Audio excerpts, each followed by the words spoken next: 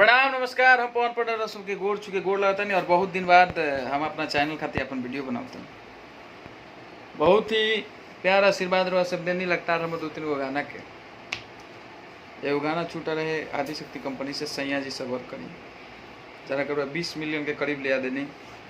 ओकरा बाद हमारे एंगल म्यूजिक कंपनी से गाना छूटल ओकर भी बाजे के रफ्तार अच्छा बा और सबसे बेजोर गाना और सबसे हमारा दिल के करीब गाना जौन छूटल बालाजी रिकॉर्ड्स जना कर वो सबके तबाही एकदम तहलका मचा देनी। न्यूज होके चाहे रील होके रील पे ट्रेंड करा होता नहीं हर जगह 3 दिन में 6 मिलियन के करीब पहुंच गए लोग गाना। और सबके प्यार आशीर्वाद देख के मन करता जल्दी एक बारी बालाजी रिकॉर्ड से छुड़वा दी गाना, लेकिन ये गाना के जल्दी से वो सब 50 मिलियन 100 मिलियन के कतार में खड़ा करे।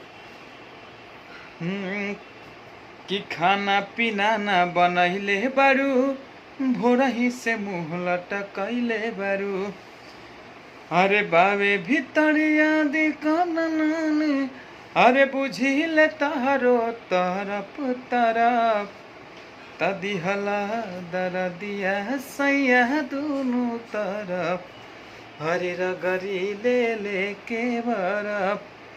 बहुत ही प्यार आशीर्वाद मिला था ये गाना के और बहुत ही बेहतरीन शूटिंग लक्की भाई कैले बड़े और राजन कार्तिक जी का बहुत बड़ा सहयोग बा। प्रियांशु भाई के म्यूजिक लाजवाब बा और साथ ही साथ खेसारी जी और नेहा राज के आवाज़ के जोड़ नहीं के कोमल सिंह के एक्टिंग भी बहुत अच्छा बा।